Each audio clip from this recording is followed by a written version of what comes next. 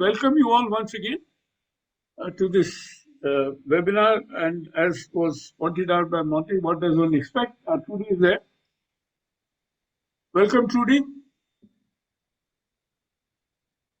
So we have a full house, and we also have considerable amount of interest from participants around the world. With that, let me welcome all of you once again to this event, and we hope that we'll be able to make some progress in terms of what the world is thinking about, and particularly the developing world. With that, let me hand over to Monty for your opening remarks.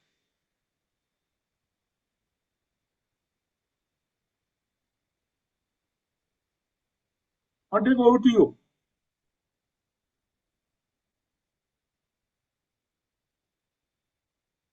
Monty, can you hear me? Yeah, I can hear you. Yeah. Would you like to open the event? Well, I mean, are we all assembled? You want me to say a few words? Yeah, we are all there. Okay. Well, first of all, I should explain for everyone's benefit that I don't regard myself as a trade expert who's been following what's been going on a regular basis. But, like everybody else, I'm deeply worried at what looks like the disintegration of anything like a reasonable trading system. And behind it all, right now, most developing countries, certainly India, we need to tie up, at least my view is we need to tie up with some of the major markets that are relevant for us in a rule-based environment. Traditionally, we would have said that should be done through the WTO. But for whatever reason, most of the markets that we're really interested in appear to have more or less given up on the WTO.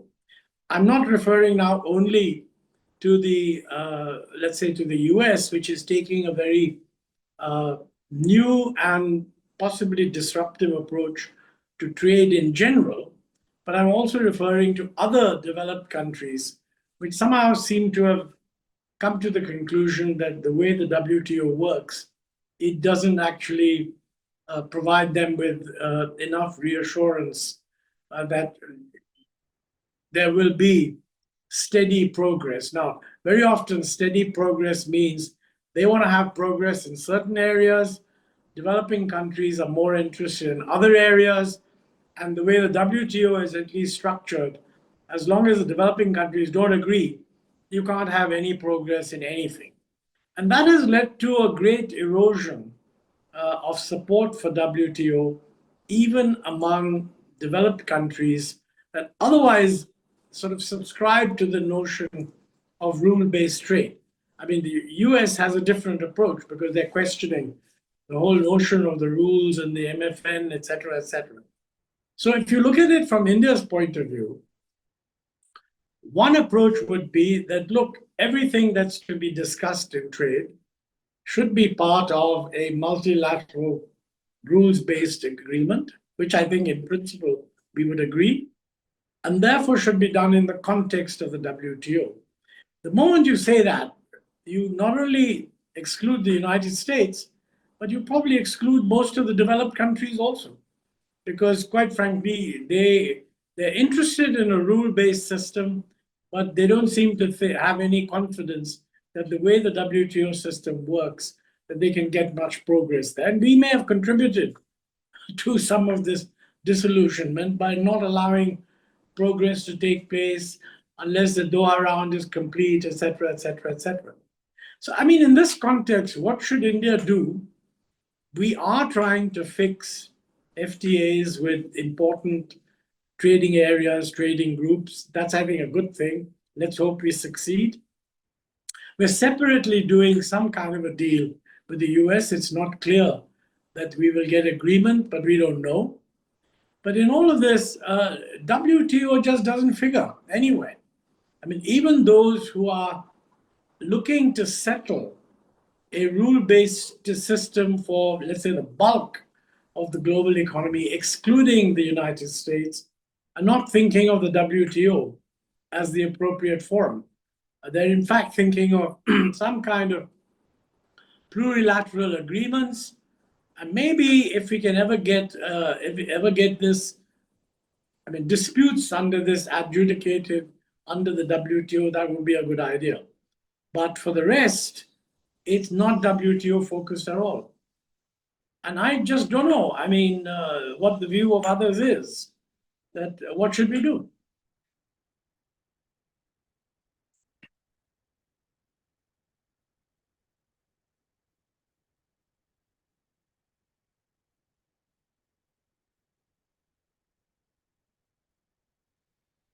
Sorry, I requested Monte to launch the event with his own very wise remarks. Not necessarily that he's a trade expert, but he's one of our best economists in the country and in the world, I would say.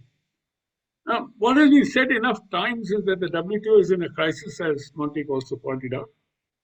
It is now almost 6 years since the WTO's appellate body has ceased to function. The Doha round has been stalled for about 2 decades now. I want to point it out about the stand which India has taken. Now, the fresh onslaught of trade unilateralism has struck the latest blow to the multilateral trading system, as we see the kind of issues on tariff, which has been as weaponization of tariffs. The WTO must either reform, adapt, and deliver, or risk becoming obsolete. The WTO stuck between the past and an uncertain future does not augur well. In fact, it is the worst possible scenario for developing countries who have, over the past 30 years, come to rely on the WTO for predictability and stability in trading volumes. We must begin with the recognition that, in spite of its many problems, the WTO system has been a historical success. It is one of the reasons why our Prime Minister at the BRICS summit in Rio tweeted that there is a need for supporting multilateralism, which included WTO by name. The need of the hour is to cultivate a positive narrative around the centrality of the WTO and the Global Trade Act architecture, and that Narendra Modi's tweet matters. And thus to spur major developing countries and middle powers to lead reform efforts. Brazil, China, India, Indonesia, and South Africa, which is represented in this particular webinar, I mean, not necessarily through their officials, but through people who are citizens of these countries, to join us and to speak about this. These countries, these 5 countries have been instrumental in shaping both the WTO's successes as well as the perceived failures. They have also wielded significant influence over WTO processes and practices. As the WTO fights for its relevance in an arena increasingly hostile to multilateral trade cooperation, the terms of engagement of these major developing country players with the WTO will shape the organization's future in the years ahead. It is therefore crucial to discuss the engagement of these countries with the WTO, their role in the potential reform pathways, and what it all means for the future of the WTO. We are very privileged to have a top-notch panel with us today and help think through some of these issues. Let me welcome and thank Montek once again, Trudy Hartzenberg from Cape Town in South Africa, Ujjal Bhatia from Delhi, Victor Duprado from Brazil, Lou from Geneva, but a former senior Chinese trade negotiator, Rajesh Agarwal, a former Indian trade negotiator who's been in Geneva for long, working with the International Trade Center, etc. And Shanti Sandamani from Indonesia. And thank you for taking out your time and joining us today. Polo, I'm on a WTO Zoom call. Let me, today's event is unique. We will not only hear the thoughts of the panel on some of the anchoring questions we have raised, but also have Rajesh present the new paper he's written on the developing country-led WTO reforms agenda. Let me conclude by saying that developing countries cannot afford the risks of a world without the WTO. We've run a series of webinars in the past, and some of you have participated in that as well. And there is a overwhelming response to that is that we cannot do without the WTO. As a global public good, no one country has greater stakes in an effective multilateral trading system than any other. Ultimately, a well-functioning WTO is in the interest of all trading nations, and especially in the interest of developing and least developed countries. We need to put in more efforts to remind the world of this. The world has to be continuously reminded about these things. Thank you again to everyone, the panelists as well as the audience, for joining us today, and I look forward to a productive discussion.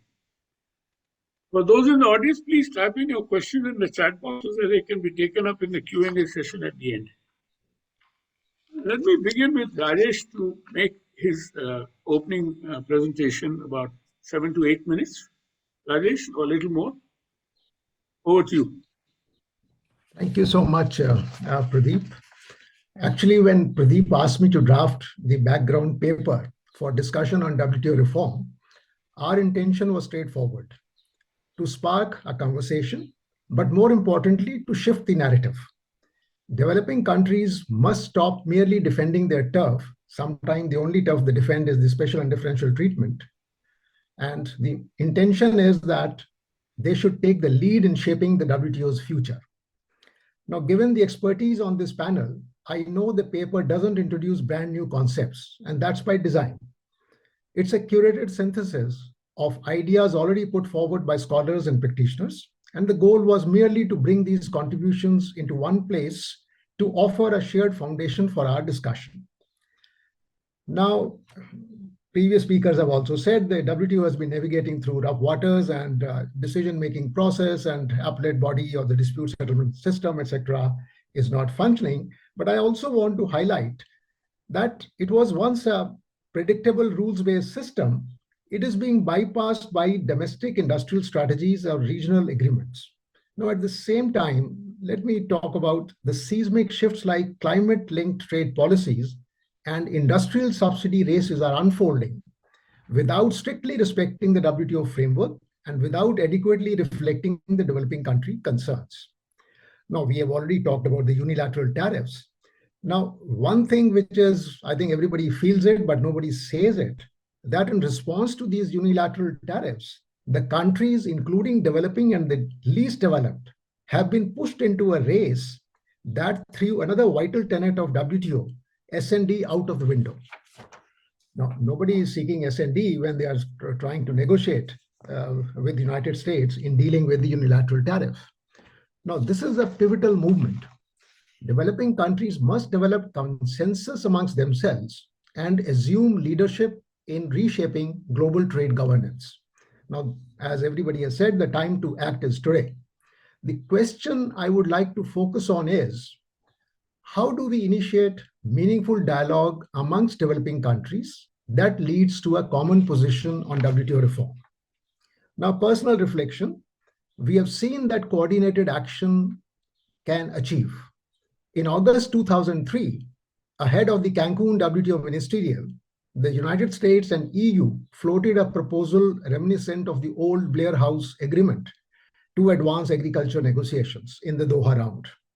Now, irked by the EU-US rapprochement, a group of developing countries, Brazil, India, China, South Africa, Indonesia, Argentina, and others, they formed the so-called G20 Coalition on Agriculture. And by presenting a united front, they made real inroads in the Doha negotiations. Now, that experience shows what's possible when developing countries act strategically. Today, developing countries need the same spirit of alignment, not just to protect interests, but to shape the rules themselves. Now, the first step in this endeavor is to acknowledge that WTO reform is not just important, but also a long-term strategic imperative. Now, to make real progress, we must be willing, or the developing countries must be willing to move past entrenched positions and focus on collective outcomes. As I said earlier, Brazil and India came together on agriculture during Doha round despite deep differences. Now, this kind of pragmatic cooperation is exactly what's needed now. And let me give 3 illustrations from the WTO reform agenda to make this more concrete. First, special and differential treatment. Now, we need to ask, is self-declared developing country status a matter of political signaling, or does it reflect real capacity constraints deserving of differentiated treatment. Now, resolving this question is essential. It could pave the way for more flexible indicators-based eligibility grounded in actual development needs. We already have models in agreements like the SCM agreement, subsidies and countervailing measures, the GATS, the trade facilitation agreement, etc. But let's be aware of the risk. Currently, the burden is on developed countries to contest SNDT claims in any negotiations. If the reformed WTO doesn't explicitly recognize the principle, the burden may shift, requiring developing countries to justify their claims case by case in very asymmetric power negotiations. Now, it will be crucial for developing countries to harness relevant expertise to manage the unforeseen impacts of their stances. The second, plurilateral agreements. Now, this issue is also linked to the WTO's consensus-based decision-making approach. Now, we must begin by honestly asking, why do some developing countries resist integrating plurilateral outcomes into WTO rules? Often, unless these are tactical positions, it is because those deals may erode their existing rights or create new obligations unfairly without their knowledge. Now, that's a valid concern, but a shared understanding of it is the first step. Let's also ask the opposite. Might plurilateralism offer flexibility? In hindsight, how many developing countries might have preferred that complex rules like TRIPS and TRIMS were plurilateral rather than part of the single undertaking in the Uruguay round?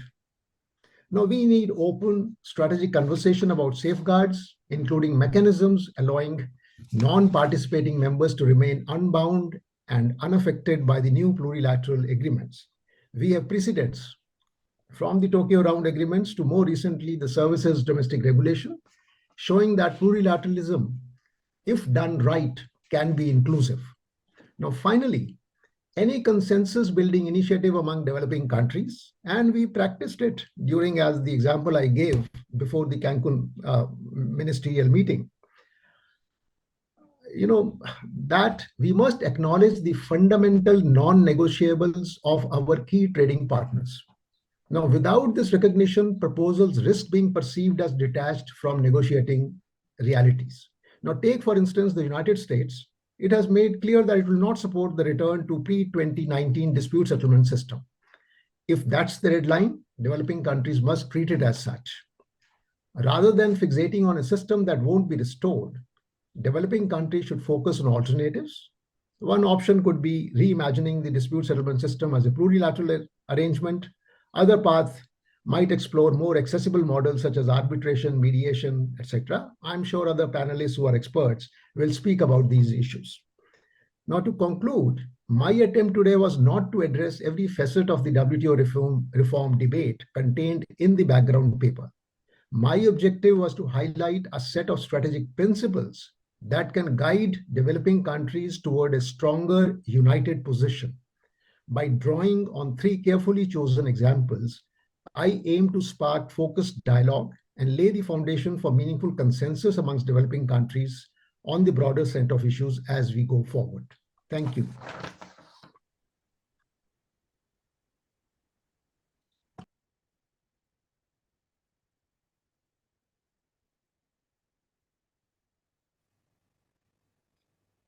Thank you very much, Rajesh. That was well before time, and thank you very much for laying out the basic issues. With that, let me turn to Victor. Victor, over to you. Now, you have received the anchoring questions. Would you like to take a couple of them in your response, and then to respond to both Rajesh and me and Monte? Sure. Thank you very much. About 7-8 minutes. Yeah, maybe even less than that, so that we can continue the conversation. Thank you. Very kind of you. Thank you very much, Pradeep, and thank you to CUTS for the invitation. I'm really honored to be here, and I'm glad to see on the screen many familiar faces, people who have a wealth of experience in international trade and WTO matters. As Montag said, we are in a really tough moment right now for the WTO and for the world. Every day we open the papers and what we see is a lot of uncertainty, a lot of threats that are going on, and a disrespect of basic WTO rules like MFN, the so-called deals that are being cut by many countries with the United States clearly violate the most favored nation clause. So not only the United States, and by the way, violate the binding of tariffs. So there's a lot of disrespect for WTO rules going on there. But I want to highlight this. It's not only the United States. Those countries that are cutting deals with the United States are also disrespecting the MFN rules because they will not extend to everybody else the concessions that they made to the United States. And I'm saying this, with a rational view. I'm not being passionate, I hope, about this. This is a tough reality of the day. In Europe, people are asking whether Europe capitulated in front of the United States by cutting a deal that still is not totally understood by everybody, but clearly the European Union accepted something that is far from being balanced. Brazil is threatened by 50% tariffs by the United States. And I'm sorry to give this bit of context that everybody knows, but if we're going to talk about reform of the WTO, we need to understand the context. Without this international context, any talk of reform of the WTO is meaningless. So the WTO has the world in its name. It's the World Trade Organization. Whatever is happening in the world will have a direct influence in what happens in the WTO. Now, those of us who treasure the WTO as an instrument of stability and predictability have a lot of cause for concern. Let me say that Rajesh's paper hits the nail on its head. It highlights and lists the reform proposals that are out there. All very good. But before we get to those, I have one question to ask, and Rajesh asks that question as well. Who is going to lead this reform of the WTO? Is it the developing countries? Well, the United States, we all know, doesn't want to lead. And I guess most of the countries do not want to be led by the United States either, right? Is China going to lead? Is India going to lead? It has to be a country that has the trust of the others, that has the confidence that it not only serves its own interests, but the interests of the system. And to be very honest, I don't see any individual country taking that leadership role right now. Maybe a group of countries, and we can discuss that. Is this a G20 moment? I have a lot of question marks about this, Rajesh, to be very honest. That moment of the Cancun ministerial was a unique moment, and there was, that G20 had a very specific interest. Now the interests are very different. Many developing countries, including China, Brazil, for example, have an interest in the so-called plurilaterals, joint statement initiatives on e-commerce, on investment facilitation, which India has been opposing fiercely, and South Africa as well. So how do you overcome that? Many countries have joined the MPIA, the Alternative Dispute Settlement. India has not. And I'm sorry to be blunt about this, but we need to think, if we are to think collectively, let's be clear and honest about these things. There are major differences just now, and I'm not even getting into agriculture, right? I'm talking about these systemic issues between the developing countries. So maybe instead of simply thinking about what a group of developing countries can do, maybe we should think about what a group of countries, irrespective of their development status, can do.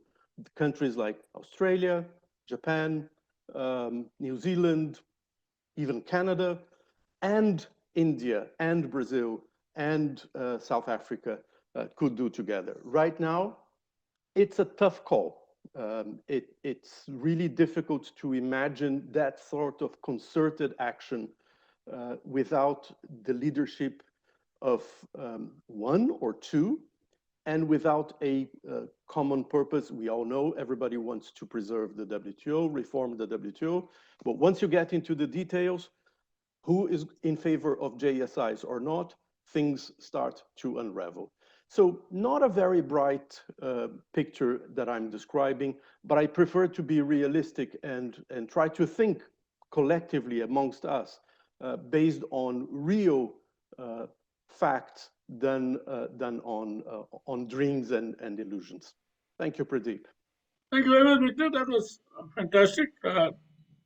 Just on JSIs, what I've been hearing from on the sidelines is that they believe that the WTO should be active doing something. And this is something which, very large number, majority countries are interested in.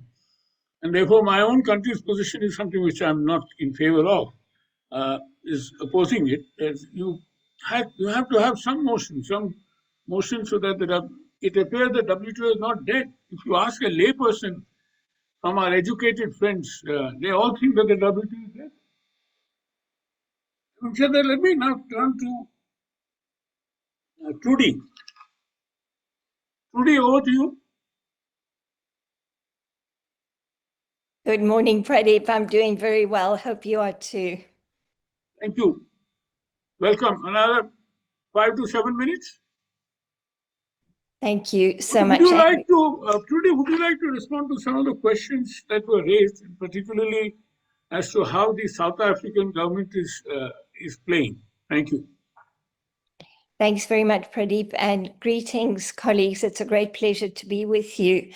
I find myself, Pradeep, very much in a similar position to you, not supporting fully my country's position and actions and role in the World Trade Organization. I think I have to agree with Victor, Rajesh, and others about the context within which we find ourselves.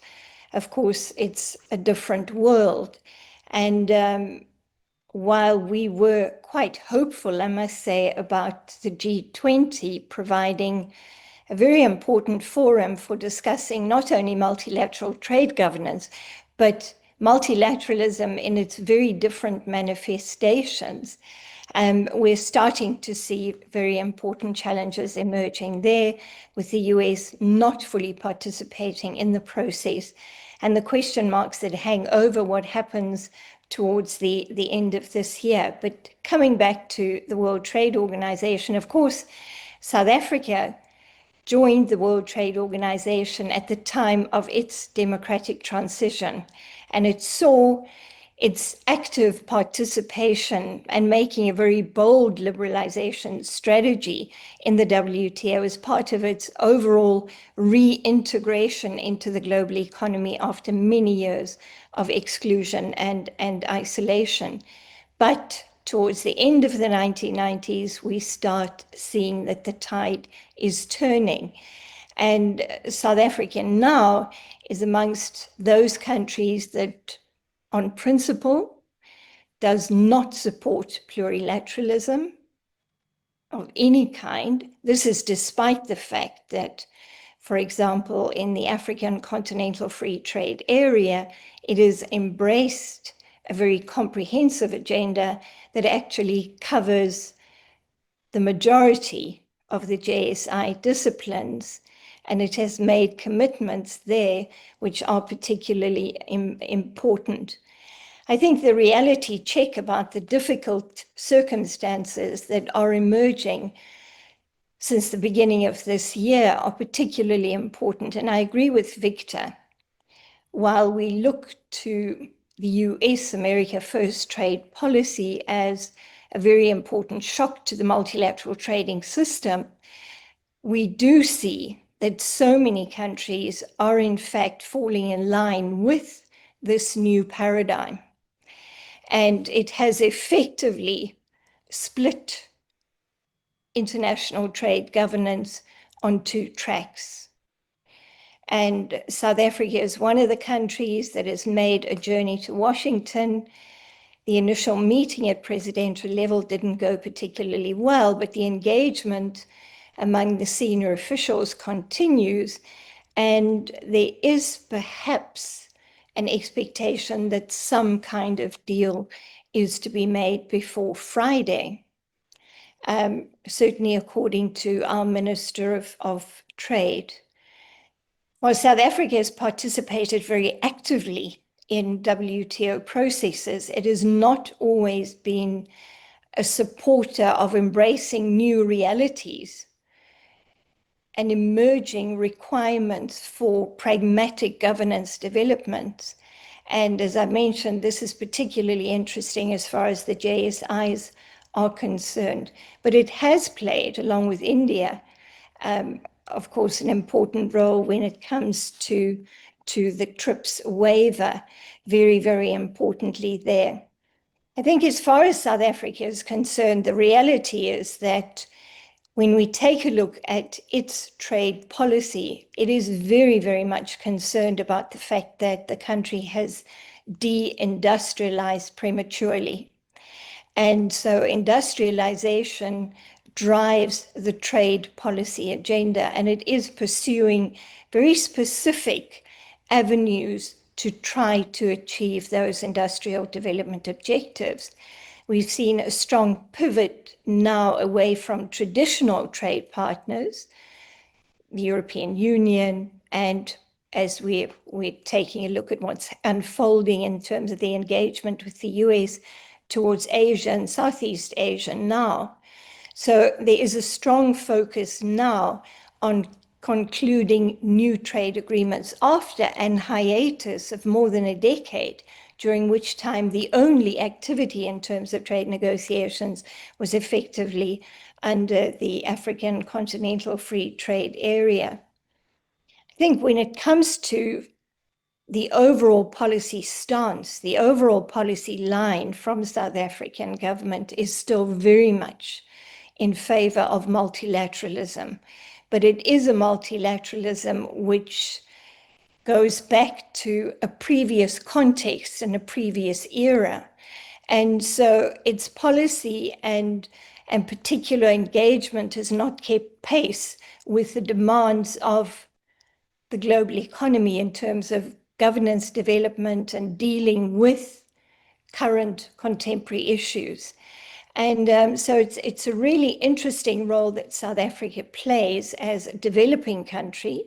But of course, the issue around self-declaration, as you know, has a long history as far as my country is concerned. South Africa had declared and made a bold offer of tariff reduction as a developed country. Subsequently, that was described as historical injustice, and we now very much operate under the developing country aegis. And I think this shift in thinking in terms of the role of South Africa within the developing world, the global south, is particularly important to monitor in the context of the World Trade Organization and its reform program.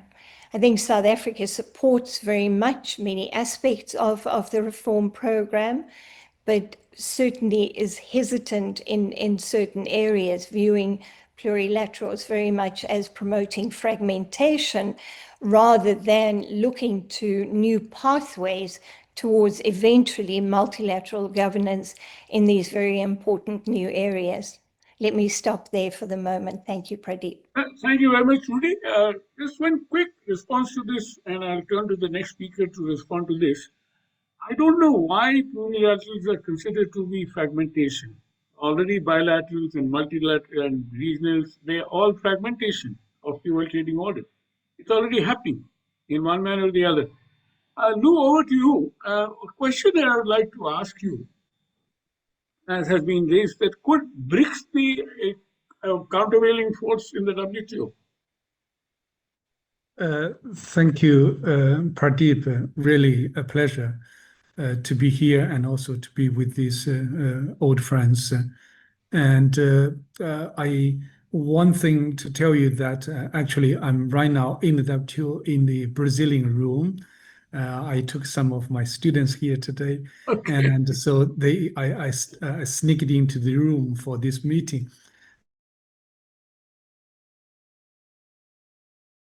Room probably he misses most, but simply just to bring us, just to bring us back to a little bit of history, which Rajesh in his background paper has asked us to do, and also in his presentation introduction, he said about.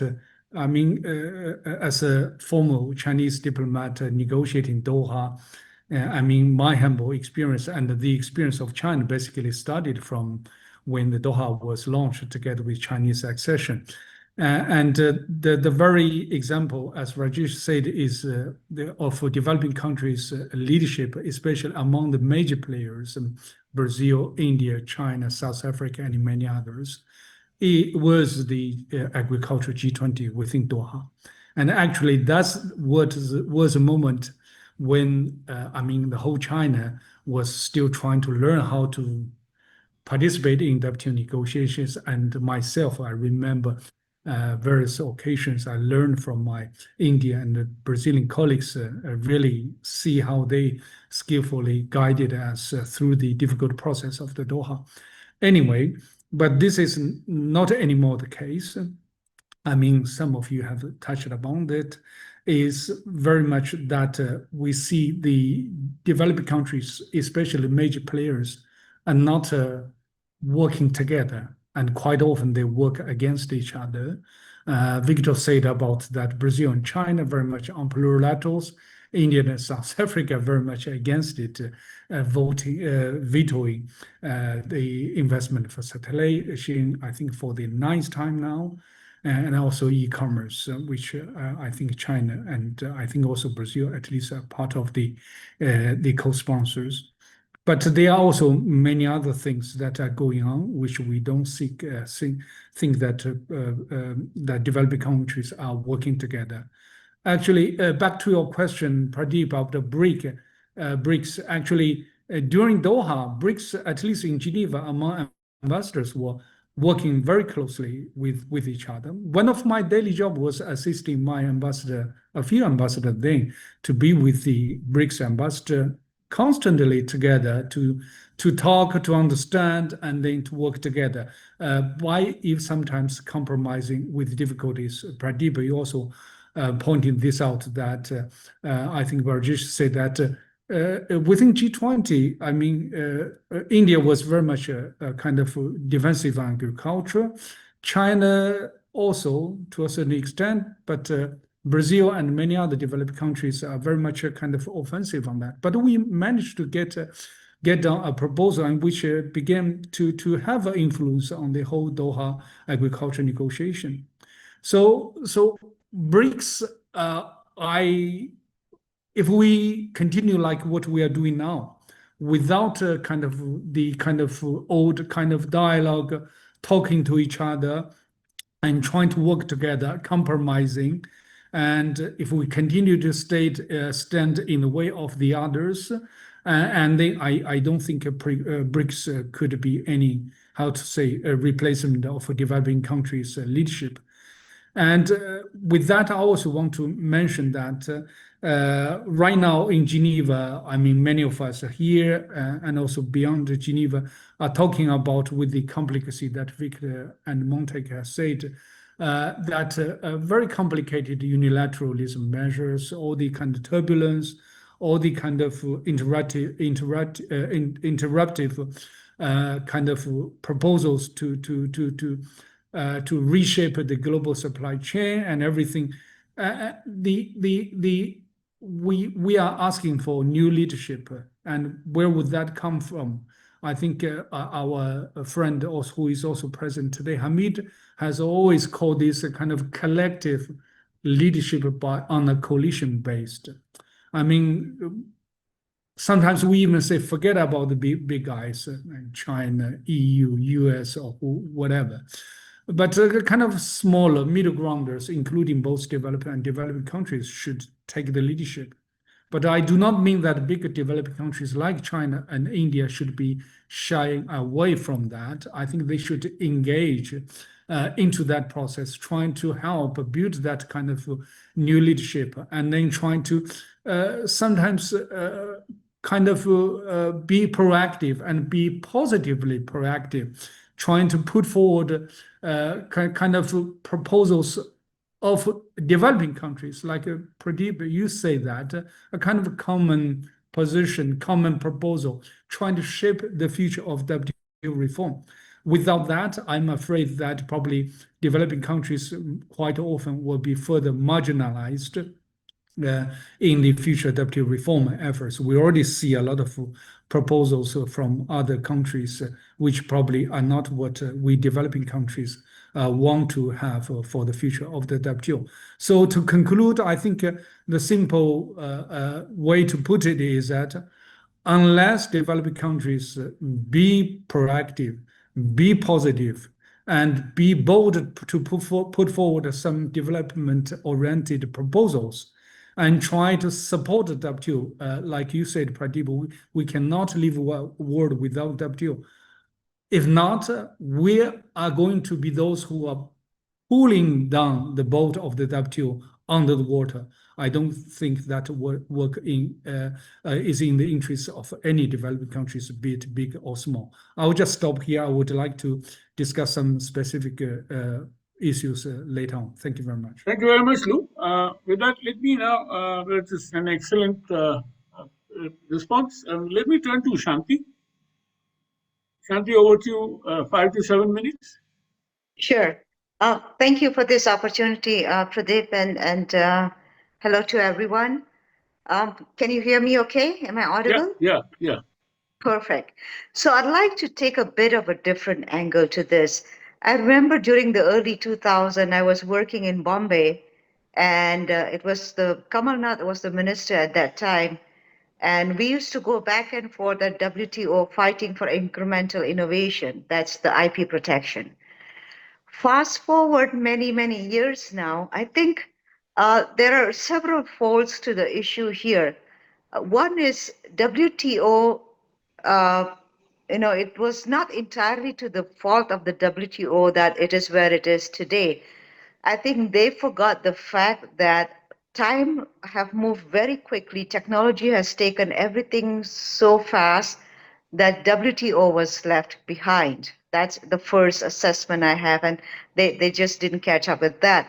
The other one I have here is that for us to really revive WTO, the question is, do you want to revive it, or you want to just scrap everything and ask WTO to start from ground zero? Because the environment today we are in is so fast moving, and it's so different from what we are used to. And I've read a lot of books on WTO and all the attempts that they've done in the past. The situation today is countries are more inward looking. So it's more when WTO was flourishing, countries were more outward looking. So trade was FTAs and all this trade was flourishing. Today, as we speak, countries are more inward looking. They are more focused on food security, agriculture, their own industrialization. Plus, there is an issue of war looming. On top of that, the e-commerce or digital platform of digital transformation that is taking place and will continue to take place moving forward have added up to the challenges of WTO, not to mention the institutional organizations, the emergence of new blocks like BRICS, and God knows what's going to emerge further in the future. The old ecosystem where WTO was flourishing has actually changed, has actually shifted to a more modernized ecosystem, and this will continue to evolve. The recommendation I would like to give WTO is to actually scrap everything that they have in the past. I mean, just keep it aside for a while, not just scrap, but just keep it aside for a while. Understand today's modernized situation, understand the future threats and opportunities, and really take back whatever tools that they have like trade agreements, facilitation, dispute settlements, and all those things, and try to see what works and what don't work anymore. Because I'm sure a lot of what WTO tools that we used in the past maybe doesn't fit today. So I think we need to analyze. We need to do a massive overhaul on the WTO mechanism on all areas and kind of like see what suits the future and what doesn't suit the future. And we need to start or work with WTO to establish those elements that will bring WTO relevance to the future and to current needs. Another thing which I see here today is WTO is losing relevance is because they didn't expect to the digital transformation to take place so quickly perhaps, and they didn't expect that the bilateral agreements that between countries would basically take the trade out of their realm. Plus, I do agree with what Victor have mentioned, and also I think Rajesh mentioned this one, is the developed countries and the way they have actually hijacked WTO. I'm using the word hijack because WTO did not seem to be able to do anything if the developed countries did not give them a go green light on that one. So things have changed quite a lot today. The power is shifting. It has shifted. It will continue to shift. It was before China that was on the rise and India, and then Trump comes in, slash everyone with tariffs. Now the negotiation is going on. We are also in the midst of an economic financial crisis globally. We don't know which direction it is going. We have a currency threat, whether Bitcoin, crypto is going to come in. Have WTO actually accounted for all these factors? Because when you talk trade, you talk currency, you talk money. And money today is shifting shape. In the past, it was paper money. Then it went into cashless money. Then it became some QR code there. And so God knows what form it's going to take in the future. Is it crypto? Is it Bitcoin? Have WTO actually also accounted for these modes of payment, which is going to be a part of the trade ecosystem moving forward? So there is a lot, and I would reckon there's more to come on plate here. That we need to anticipate, and we need to work with WTO to alert them. Not to mention, a lot of the developing countries have actually came out of premature industrialization. They were on that mode, and then the ecosystem changed, and a lot of them are not industrialized as it used to be. So even the supply chain, the cross-border transaction payment, the way countries are doing trade and the way countries are doing business is changing.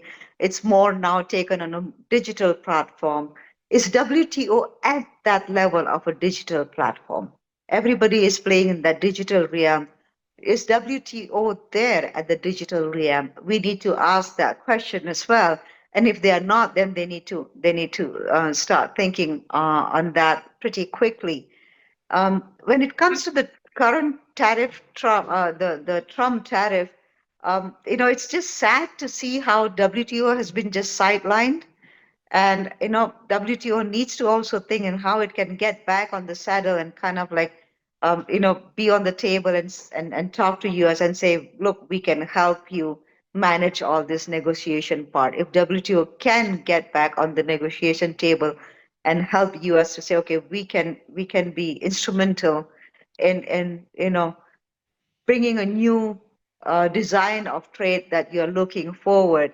So in the end, what I want to add here is food security, fiscal policy, regulation, reforms agenda is high on every government's agenda here, and they are more inward looking. So if they're more inward looking, where does WTO fit, and how can we actually take this in a more digital, collaboration and also institutional, because there will be more bricks like organization that will be coming up moving forward.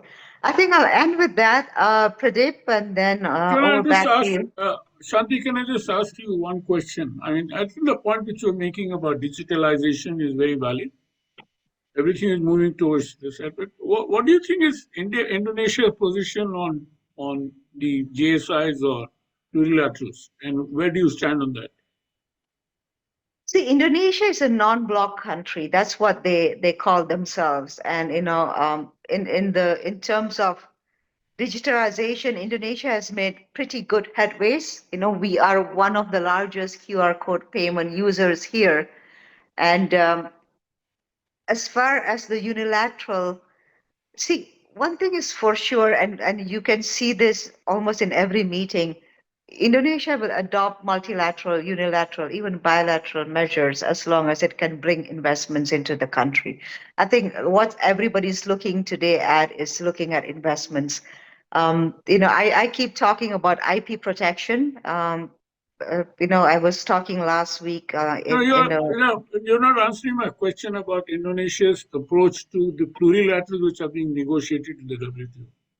Oh, so the negotiation is kept airtight. We don't know much about what's happening, but we know that Indonesia is on the loose end. I mean, we get 19%, export to US, but then US claim that it have all access to Indonesia. Number one. Number two, there's data protection is really highly threatened here.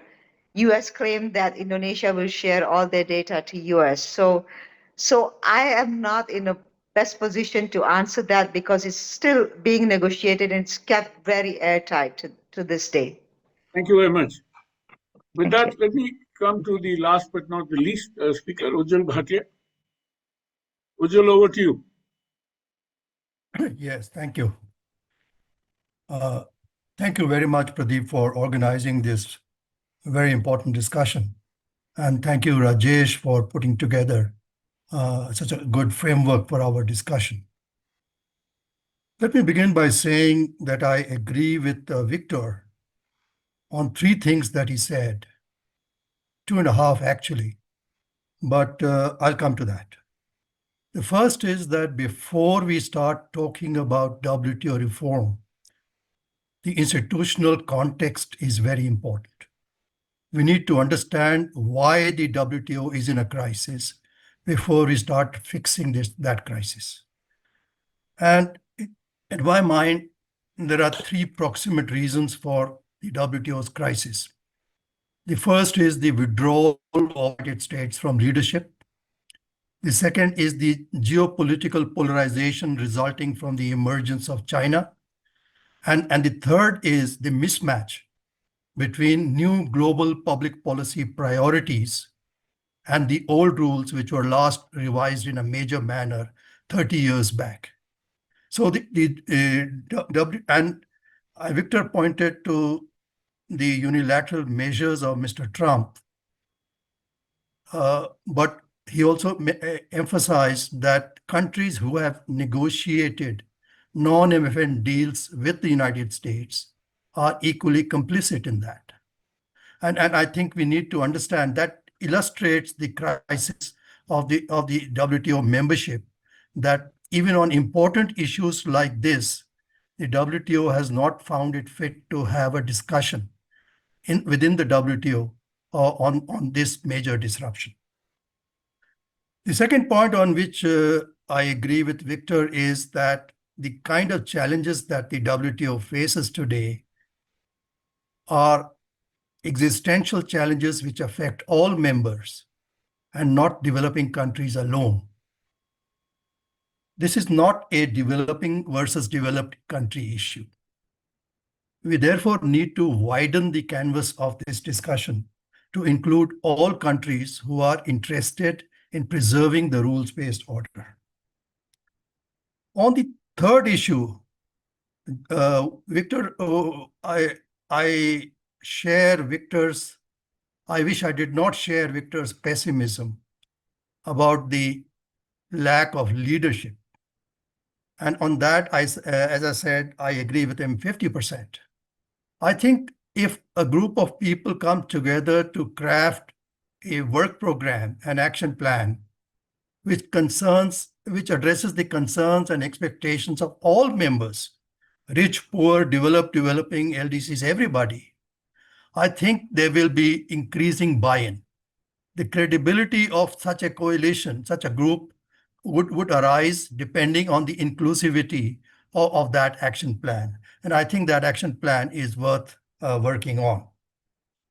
Now, the next point I would like to mention, and I think this is very important point, which I hold very important, is that new global public policy challenges have emerged, which the WTO has done nothing to address. And I mention a few: climate change, public health challenges like the COVID pandemic and the supply chain issues that arise from them, the digital transformation, and the rise of industrial policy. All these have an important bearing for all members, and all these have to be on the WTO agenda.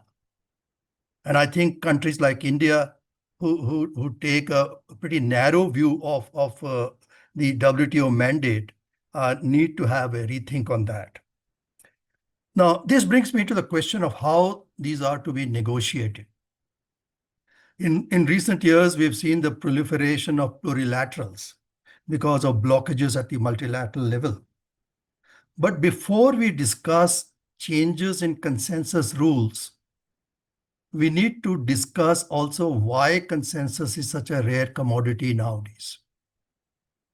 And I think the difficulties in obtaining consensus in the WTO are more political than based on the merit of individual issues. There is a lack of trust among WTO members, which arises from several reasons. First of all, the collapse of the Doha round, the collapse of the Doha development agenda, and so on. But I feel that talking about alternatives to consensus without addressing the issue of trust is frankly quite meaningless. Now, that can only happen through a revival of political dialogue, not through technical proposals from well-meaning think tanks. Let us also not forget that changes in the consensus rule require consensus. So we are back to square one.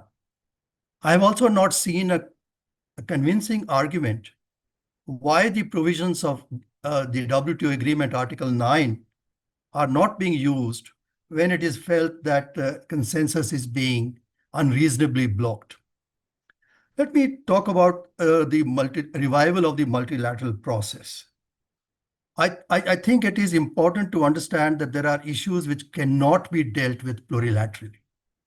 And these are issues like climate change, digital governance, agriculture, subsidies, and so on. You need a multilateral approach, whether you like it or not. This requires, now many people have pronounced the single undertaking dead. However, if you are to deal with such large global public policy issues, you need a process like a single undertaking, which allows for give and take across sectors. And I think we need to rethink our position on that. Lastly, let me make some comments on the dispute settlement system reform. Now, as someone who has been involved on both sides of dispute settlement, as a negotiator and as an adjudicator, it continues to surprise me why the reform talk focuses inordinately in Geneva on DSS reform and not on the part of WTO which was not functioning at all before for the last 30 years, which is the rulemaking part. The dispute settlement system, like all parts of the WTO, requires reform. But more urgent is the need for new rules for trade. You cannot adjudicate disputes around 30-year-old rules when the world has changed. Let me give you two examples. The subsidies agreement, as it stands, does not distinguish subsidies based on regulatory intent. It does not have a GATT Article 20 type of exception, and yet subsidies are usually the preferred instrument in industrial policy measures across the world. The second example is the the exception under GATT Article 21, which seems to have been weaponized. Despite panel rulings to the contrary, the United States continues to hold its position that invocations of certain kinds under Article 21 are non-judiciable. Therefore, whether it is the subsidy issue or the security exception issue, these are issues for rule makers to discuss, not adjudicators to decide. And we go back to the problem that you are putting the cart before the horse when you talk about DSS reform. What you actually need to focus on is changes in the rule book. So the key issue in DSS reform is that we still don't know what reform is required. The walk-up process went on for months, and the walk-up process made several reasonable and unreasonable concessions. But at the end, the United States rejected it. We still don't know what the United States wants from the WTO reform, DSS reform process. So instead of formal discussions in Geneva or elsewhere, focused on particular proposals, which are basically blindsiding the actual issue, I think we need to have a political discussion with the United States and with others as to what essential reforms will actually pass the acceptability test before we get into these specific proposals. Let me stop here. Thank you.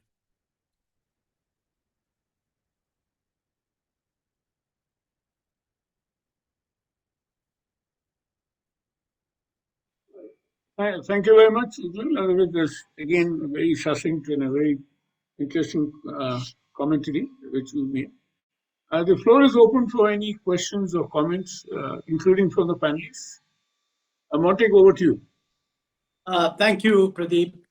I should have started by saying thank you for inviting me, but it was a bit too overwhelming to be making introductory remarks since I don't regard myself as very knowledgeable in this area. But I just want to say several people, Victor and others, raised this issue.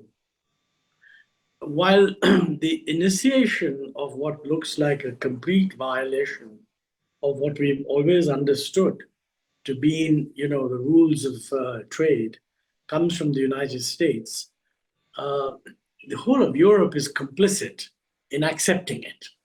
So frankly, from a developing country point of view, we are little fellows. I mean, India has a 2% share in world trade.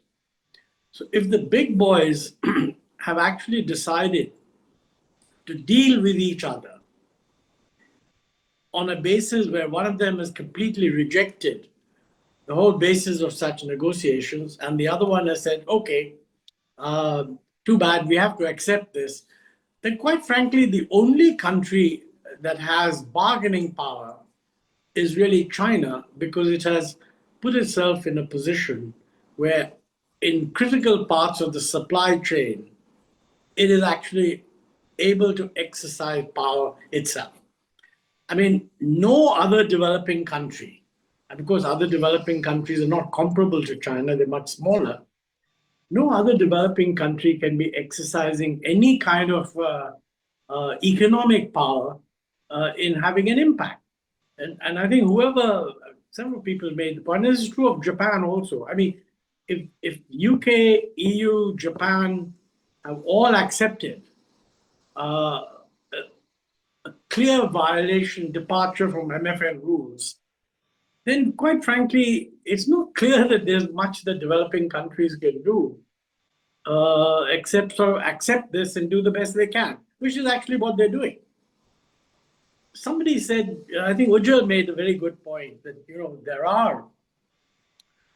are things that we should have looked at in terms of changes needed in the last 30 years, etc. But I don't see this coming out of any governmental negotiating process. Quite frankly, maybe this is an opportunity where if there were sort of some well-meaning think tanks or non-governmental groups that put themselves forward. They're saying, look, here is a possible agreement that you could think about and push, then you might get some movement. Otherwise, as far as the governments are concerned, I think they basically decided that the bargaining power of the United States is so large, what the French would call, this gives them the exorbitant privilege of basically interacting with people on whatever terms they want. Now, the only thing that will stop this is if this kind of behavior led to a rejection by others, then there would be costs. But if there's no rejection by others, then the fact of the matter is that you might legitimately say that the US has won in its gamble, that we can call their bluff, and nobody will shed too many tears at the departure from MFN. And that is actually the current position. So, I mean, a lot of the discussion about what can the WTO do, etc., becomes irrelevant if the countries that account for a very large portion of world trade have basically decided to abandon it. Now, the discipline on this would only come if, as a consequence, economic performance deteriorates. Of course, lots of people have been saying that some of the illogicality, if you like, of the Trump tariffs would lead to economic costs being visible in the United States, and then might reopen the issue, is this the right way to go? That hasn't happened so far. But the US is doing quite well. Prices are down. The dollar hasn't depreciated so much as appreciated recently. So, I mean, there is no corrective process at work. Now, is that too pessimistic? I don't know. That's what I'd like you to pronounce on. Thank you, Montek. I think there's just one piece of information which people may not know. But both India and China have filed disputes at the WTO against the US on the tariffs on metals. So it is not as if these two countries have given up the hope for the WTO dispute settlement. Oh, but whatever it is worth. It doesn't matter. No, you can file the dispute. No, for whatever it is worth, at least they've expressed. Lou has raised his hand. Can I request Lou? Yeah, thank you, Pradeep. I just want to listening very carefully to Uja and others talking about and Trudy about plurilaterals or these different initiatives, GSIs. I just want to make a quick comment on that because afterwards I have to log out for another meeting I was previously committed to. No, about China and plurilateral, very simply. Actually, China didn't really come straight forward on plurilaterals as a kind of with open arm. I mean, I was still in Chinese mission and in the government. 2001, the G20 summit in France, Ghana, and there was a few paragraphs there on the Doha and everything. And then basically, I think it was US and the EU who was trying to put a word about Doha is not doing well, so let's do by new approaches. I mean, that basically described what we probably see now. But of course, it doesn't mean that only we are doing what the developed countries want to. That's not my point. But basically, I was the one representing China and fighting with the then USTR Michael Froman and the EU Commissioner, and to stop them putting that new approach into the summit declaration. So China was in the very beginning very much pro-multilateral, pro-Doha and then. But time has passed and the situation has changed. So for China, I think that basically they have embraced a kind of realism and pragmatism by trying to not only to participate in plurilateral initiatives like e-commerce and others, but also to propose the new initiatives, GSIs, which in the eyes of China, would be also very important for developing countries. I mean, doing that, it doesn't mean China is going away from development. So I don't think that's the right way, a right interpretation. Actually, if you look at the investment facilitation, among, I think, 4 or 5 pillars, the most important pillar is on development. And that explains why among these 127 developing countries, over 90 are developing countries, over 20 are LDCs. And also the plastic, it was also by China and a few LDCs and island countries.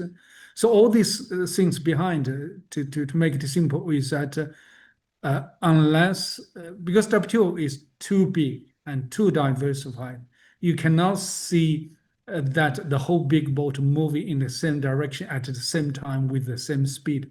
You have to be a little bit flexible, allowing some to go ahead first, while keeping the door open for those others who may want to join later. But at the same time, help the poorest countries like LDCs and to build up their capacity. So one day or sooner or later, they will probably be in a position to join. 2 examples, like one example on the MPI.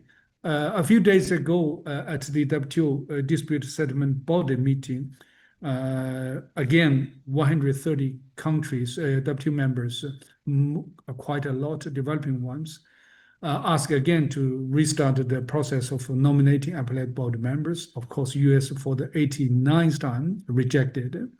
But the figure 130 explains that a lot of developing countries actually are supporting the 2-tier system and with a functional appellate body. But if you look at MPI, how many do we have? 57, I think, including 27 EU member states. So altogether, I think it will be 83 something. So a lot of developing countries are not there, especially LDCs. How do we work to help them? So I have been proposing in Geneva here and there. It's basically asking the MPI participants probably to set up a funding to help LDCs to train their lawyers, to help them be ready to participate in the system, even they probably don't use it. I mean, one thing we could easily do is to, every time if there's a dispute, why don't we set up a funding and finance the lawyers from LDC countries to join the panel process or the MPI process as a third party? I mean, that's a very live process to train lawyers. China has done that for many years after the accession. I mean, this is just one example. Of course, a lot of training workshops, other things could easily help with that. But I would just stop here. Long story short is that plurilateral is probably the way forward. Developed countries should be bold to join and also to even propose those, while not forgetting the small and vulnerable countries which who are probably not in a position to do now, but help them. Thanks. Thank you, Lou. Victor, with your kind permission, may I request Hamid to speak? Oh, you put on your hand, Victor? No, I put You're it not out. giving up your, sorry? I yield to Hamid. Let's hear from the real expert. Yeah, fine. Hamid, over to you. Hamid, are you there? Yes, I am there. Can you hear me? Yeah, please go ahead. Okay. Well, thank you so much. I jumped on the scene really because I have to leave for a meeting in about 10 minutes. But I agree with a lot of what has been said. And let me start by making just a few comments. I certainly agree with what Victor said about the context. And this is very important because it means that we need to take a good diagnostic look at the situation before we start thinking about solutions. Now, first of all, there was a mention of the G20. Let me dismiss that because I don't think the G20 as a forum, and here I mean the big G20, not the agriculture G20. I have been advising the presidency of the G20 and produced the Riyadh Initiative on the future of the WTO and all that, it had zero effect on what's going on in the WTO.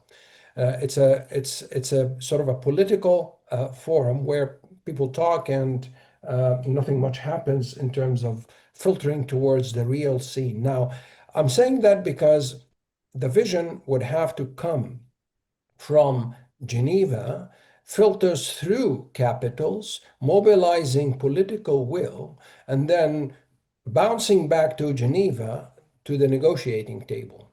This is the way that it has always happened in producing meaningful outcomes. Second comment I have really is about leadership. It is true.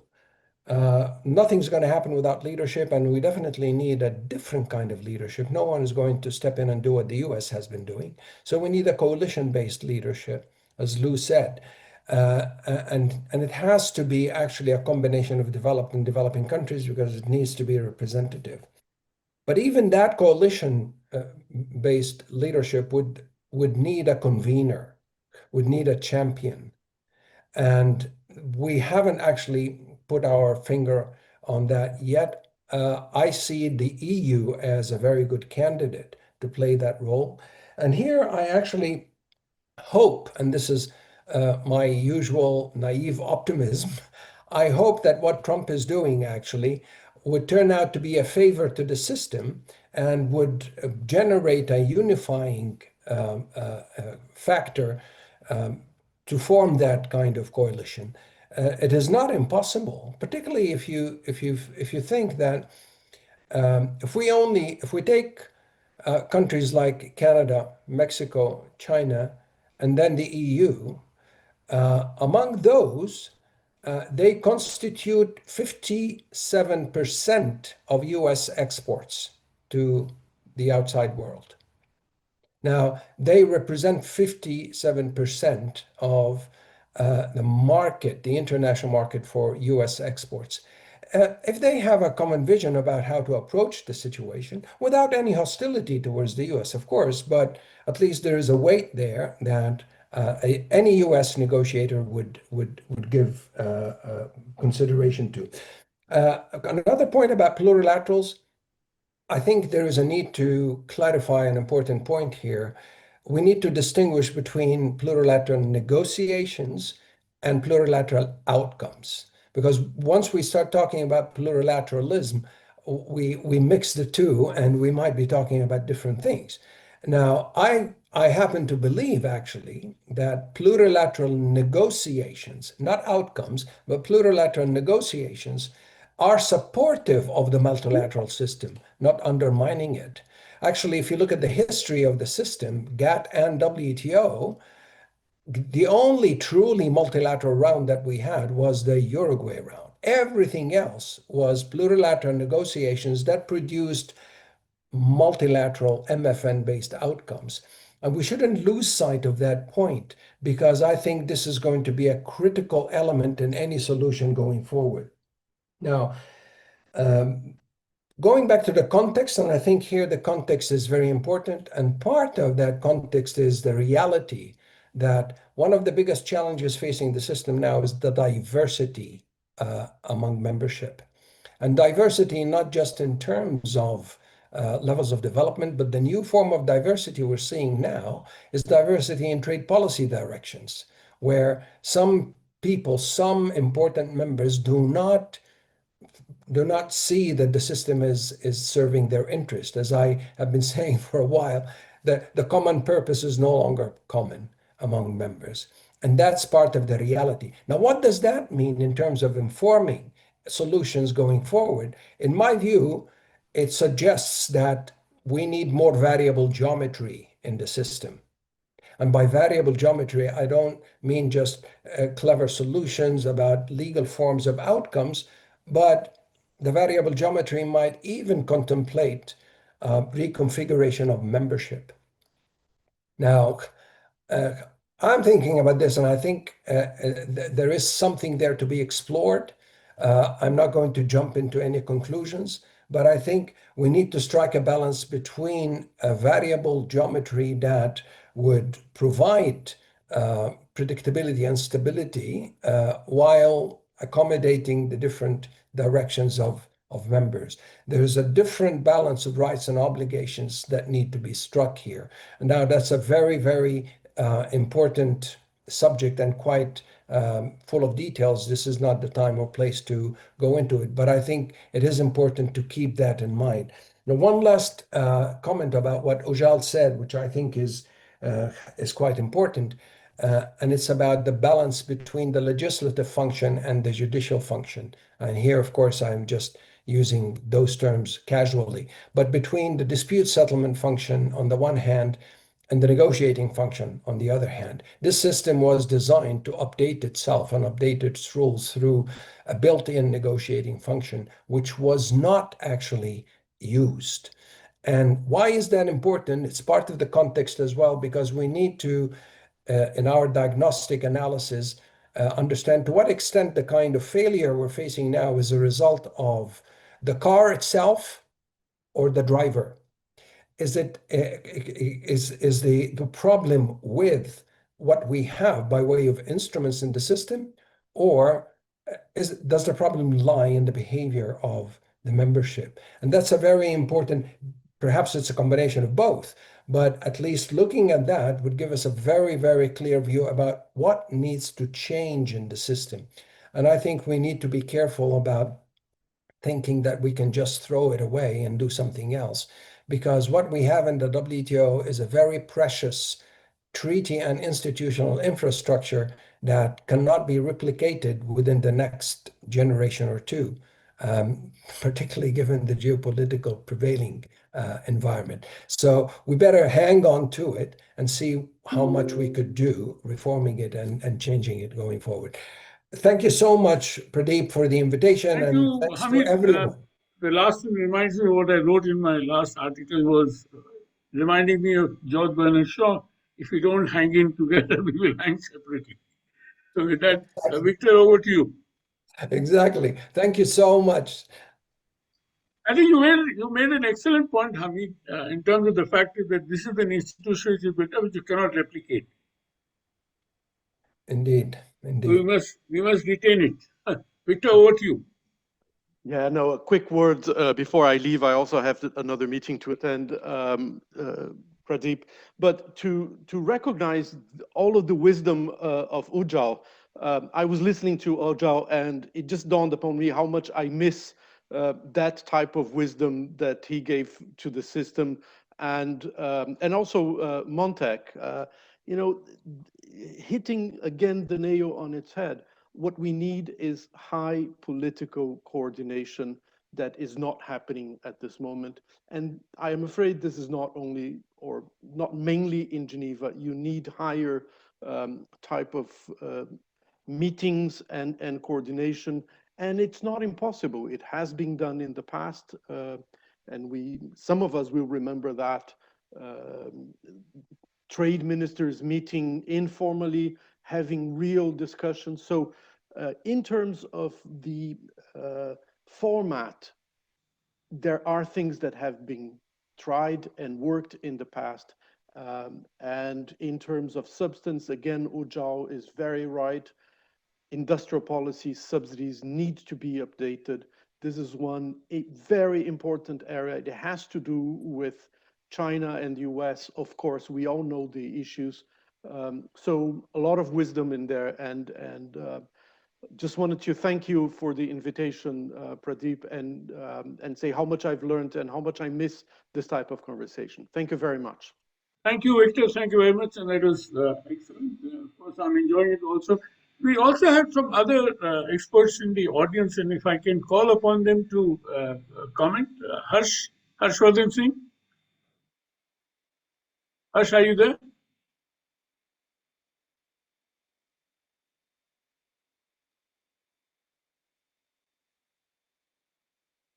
Harsh was here. I don't know where is he gone.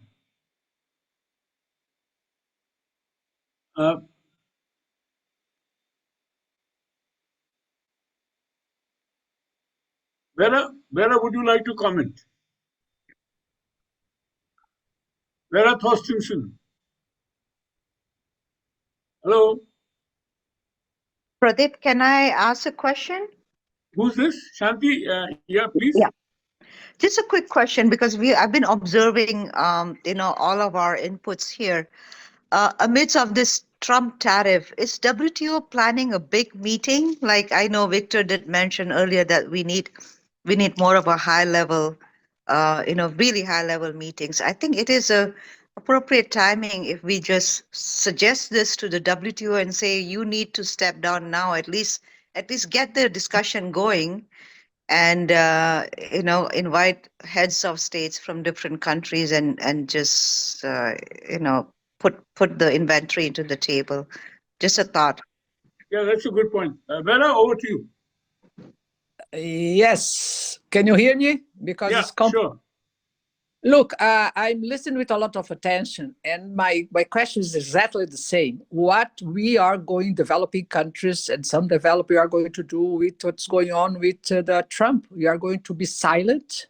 We are going to be just let it go and finish this without any kind of comment.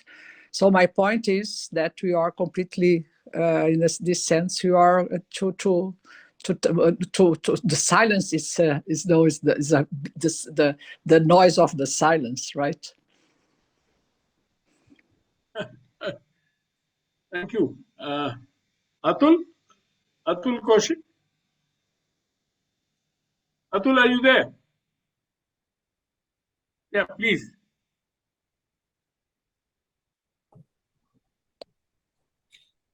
Thank you.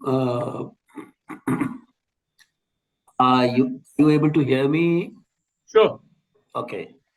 Thank you. Thanks a lot for the invitation to attend this as audience. I have listened to all the great speakers and very good ideas that are coming up.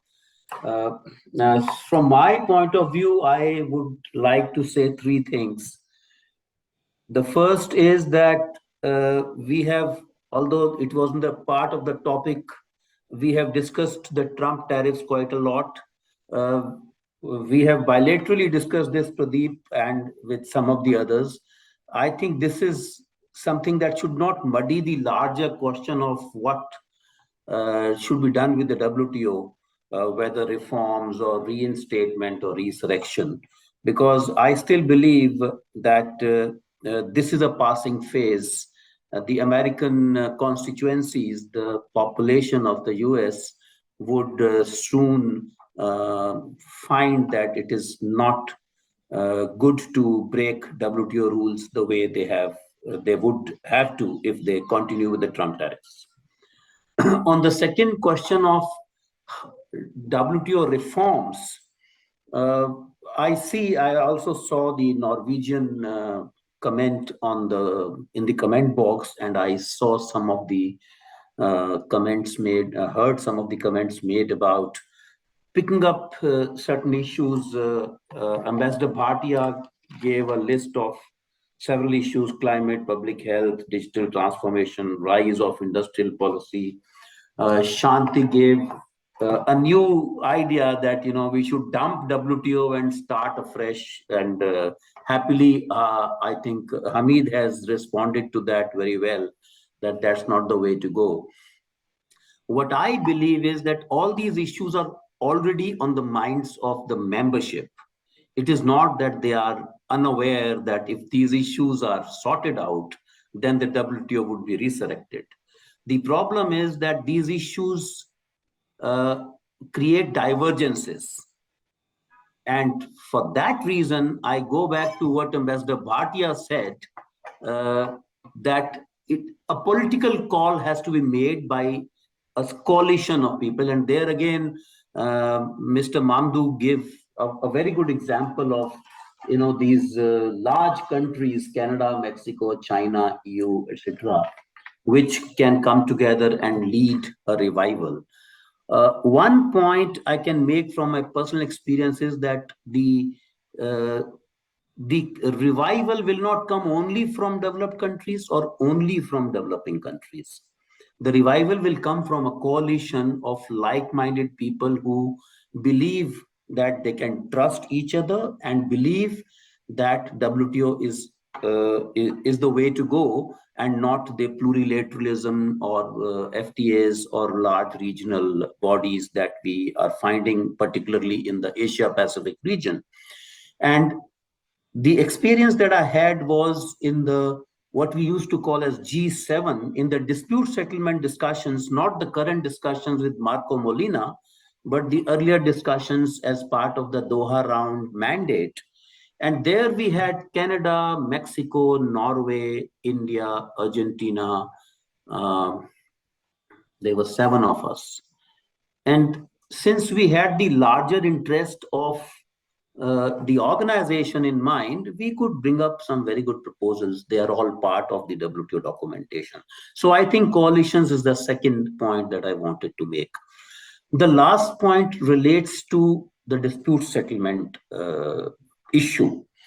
Now, MPIA is a good idea. I heard Victor do Prado. He rightly says that this is something that needs to be strengthened, and it is unfortunate that India and some of the others, South Africa, Indonesia, are not a part of it.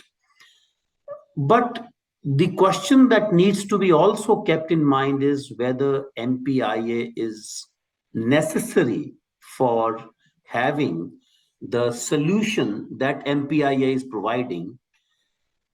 Take the example of, there have been only 3 cases that have been decided through the MPIA process so far. And one of those 3 cases, the third case was actually decided only this week. So just 2 cases from 2020 till today. One of those 2 cases was between EU and Turkey, where Turkey was not a member of the MPIA.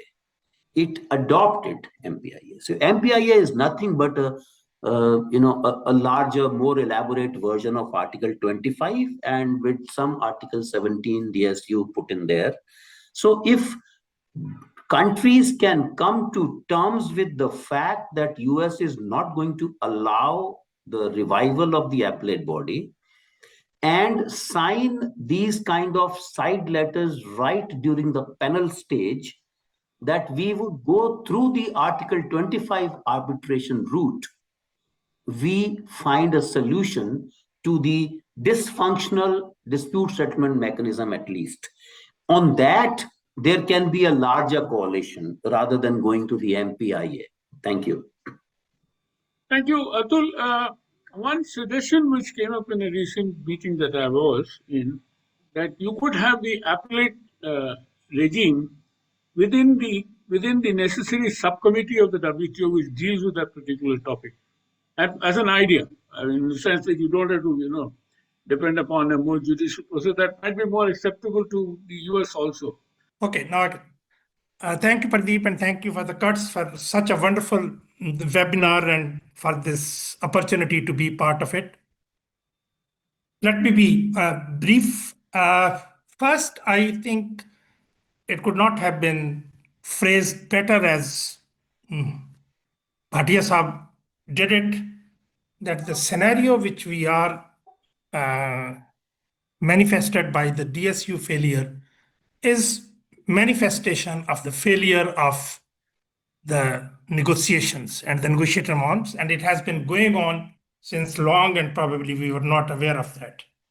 Now the system has gotten this jolt, and this is the new economic theory probably being written by Trump's tariff, that tariff was always the instrument of either revenue generation or industrial protection, that it is being used as the invitation, or to say probably undiplomatically, coercion for negotiating bilateral agreements. And what we see that on one side, one country's trade policy is clearly violative of the fundamental principles of the WTO. And on the other side, we see that there are all those countries who are saying that this WTO should be reformed, WTO should be preserved, or WTO should be made more robust, or I think Alu Aliya Saab said it very rightly, that they are the complacent, whether it is EU, whether it is Japan, whether it is UK, or the others. So if I borrow the analogy which I like from Hamid, of the car and the diver, where car is the WTO and the diver is the members. From the car side, I would say it's non-functioning. There is a deafening silence. And what I see, it seems that there is this non-visibility and inactivity is probably the right recipe for the survival. And this is how I see the Secretariat doing. And on the membership side, I think they are under the influence that either they are not thinking what they are doing or they are not doing what they are thinking. Because the kind of collective response to a clear violation of the MFN principles should be there, at least voiced out in a collectively, should be at least the beginning point. And the WTO should have done the least, at least to provide the venue and the meeting room that the countries can come and discuss how they feel about this, the trade policies of certain members, or the overall what is threatening the sheer existence of the WTO itself. So I don't know how to go about it, but this is how I see the situation as today. Thank you.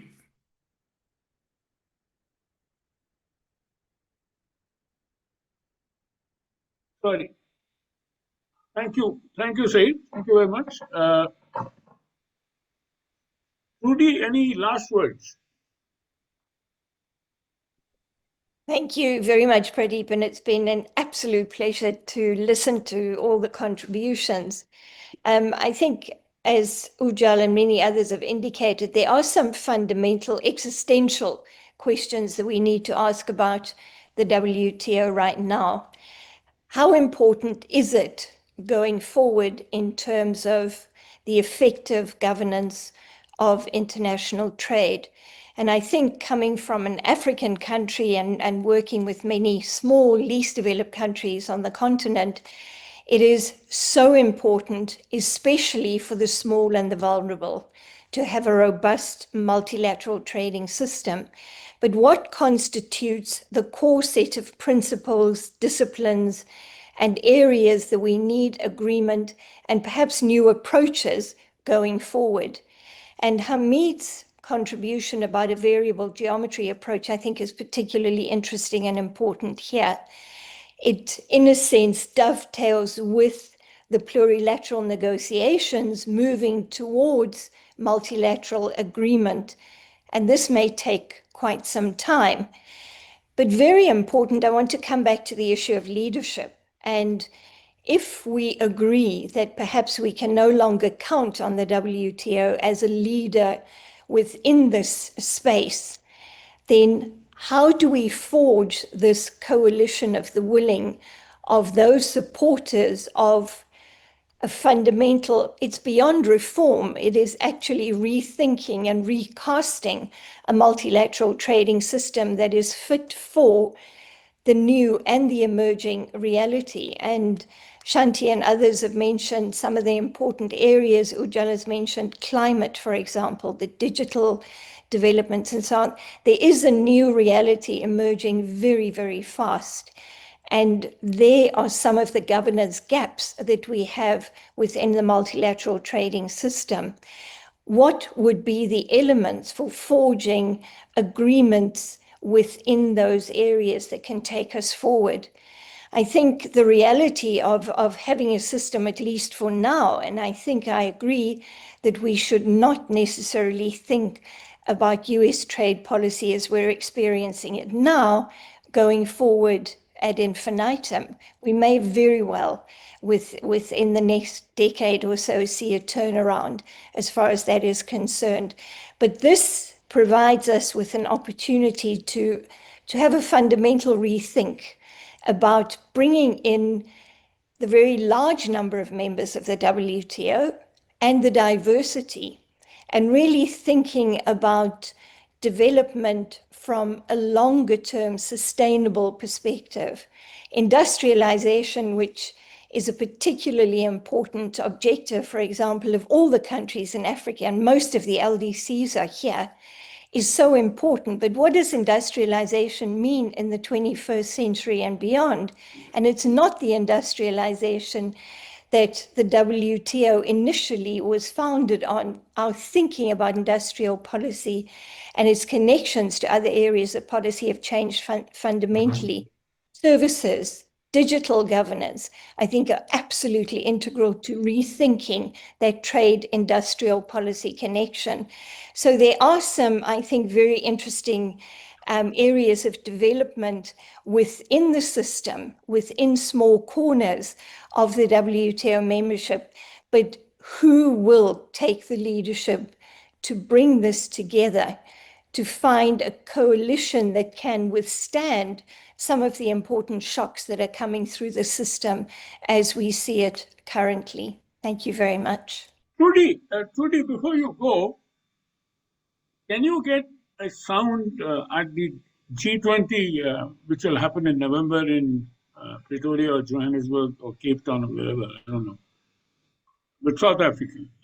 In terms of, I mean, there could be a focus on the integrity of the system. I think all of us are talking about the integrity of the system, particularly in spite of the fact that there are various issues which leads to the integrity or disintegrity. Either way, I think so. We have to, make a sound at the G20 in South Africa. If you look at every G20 meeting or even G7 meetings have always talked about the international trading system and so on, but then it's all been sort of hollow words. Thank you. With that, let me turn to Rajesh and then Ujjwal. Thank you, Pradeep. Pradeep, as we talked to start this webinar, I think I tried to, give a very optimistic feel that something can be done. But I'm not surprised that if my understanding is correct, the people are more pessimistic than optimistic. Now, having said that, I think the takeaway from this is how to go forward. And what I'm trying to say is that there's some ideas about, starting with the diagnosis. My feeling is that a lot of work has already been done. There's so much of literature which is already available, so much of discussions. Even FMG has done quite a lot of work. So in a way, the diagnosis part has more or less been done, and the proposals have been put on the table. And so let's, start and not neglect whatever has already been done. Third, I think I heard these comments, which are extremely, important, that there has to be political leadership. And I would say that Hamid's this comment that actually isn't the Trump tariffs a reasonable shock or just a jolt and a shock to actually get the political, necessity of coming together to save the WTO. If that is the case, then obviously we'll have to find people who can take the leadership. Now, there were talks about, collective leadership, not developing, not developed, and all that stuff. I would say that two things can go in parallel. The reason is that today, developing countries are taking very kind of passive role in this, only concerned about one or two issues. And there are a lot of problems. They are not, united positions amongst them. So they can only take a lead if they first have common position. And the common position can only be developed after the political leadership and the political consensus is there, if it is backed by the technical work. For that, resources have to be committed. And some country, somebody will have to, collective, I'm saying leadership, will have to commit those resources. And the last point I want to make is that if you want to make that successful, you will have to keep asking the question, why a particular country is taking a particular position. That's the only way you can filter it out to say that tactical positioning is out and my genuine concerns are actually taken care of in the whatever I do in the consensus making process. That only will, kind of address the trust issue and neglect of the tactical positions. That's how I'm just saying, Pradeep, that going forward now, you will have to, since you have taken this much of initiative, that's why I'm saying you will have to find the collective leadership, obviously overall, as well as within the developing countries, so at least they are able to put a united position to be able to be effective in a common framework of the thing. That's what I want to say, that let's get over this pessimism and try to get to optimism through some process. Thank you. Rajesh, I have a problem. I'm an incorrigible optimist. And I strongly believe in the WTO system, which has helped my country, India, as you have seen. We've been able to lift 500 million people out of poverty. And I'm sure it will continue to be of great help. Now, how do we do it? It's something which you and I have to work together. We're doing another event at the WTO during the publication forum time on 17th September on this particular issue, where we hope to get a larger view of the middle powers and the G90 in there. They have already agreed to come and speak. So that would be a good opportunity, Rajesh, for you to do some kind of, how should I say, to build up a narrative in Geneva as to, why is it necessary, as Shanti pointed out, can the WTO come together and talk about the kind of weaponizing of tariffs, for example. That is somehow, one way or the other, in spite of what Atul noted, it has skewed the discussions in the WTO itself. Thank you, Ujjal. Over to you, and you have the last word. Before thank you. I ask Vipul to propose a vote of thanks. Okay, just a couple of points, I think, on the way forward. I think it is a good idea to look at two perspectives. The first perspective is a pragmatic perspective. The second one is a systemic perspective. Now, unlike commentators like us, real-time policy makers do not have the luxury of ignoring reality. And Trump's tariffs are a reality. So I think we should not be overly, aggressive about countries who are doing deals with the United States for tiding over the short-term crises that their exporting communities are facing. But on the systemic side, I think it is important to look at it not through a process. I think the better way of putting it is that the solution cannot precede the diagnosis. In other words, what you need, first of all, is a meeting of political minds. And I'm not talking about formal institutions like G20 or G90 or whatever. I'm talking about an off-campus informal discussions between countries who are really concerned about the slide of the multilateral order. And I, for instance, to give you some examples, I would mention the European Union, Canada, Mexico, Brazil, and for the moment, I would hesitate to include India. But I think you need to have a process where informally countries are meeting, and I believe they are already meeting, to discuss ways of tiding over this crisis, perhaps through a -1 situation. And I think we would be well advised to follow that informal process and try to contribute to it in the best way we can. Thank you. Thank you very much, Ujjal. That was very, very interesting, wise comments in terms of the way forward. Over to you, Bipul. Thank you. Let me first of all thank everybody for this fascinating discussion. I think this is just the beginning of the process, though we know that this has been going on in Geneva in particular, and also in many other places for several years now. And it is also picking through the work of FMG and others, it's picking some momentum. Having said that, and while thanking all of you, let me also make one or two very brief points. I think one of the common thread of today's discussion is that nobody is calling a spade a spade. What Mr. Trump is doing is wrong, and reciprocity, which other countries are also showing to him, is also wrong. That's very clear, though I tend to agree with Ambassador Bhatia when he said on his last point that let's be realist and let's also think that this is just a passing phase. Though I am not very sure about whether it is just a passing phase or not. More importantly, I understand that there may be constraints for countries to say that what Mr. Trump is doing, his administration is doing, is wrong. But unfortunately, I don't see that trade economists of repute, they are also very, very quiet. And more important, the business, they are also very quiet. They're not saying, Mr. Trump, what you are doing is wrong.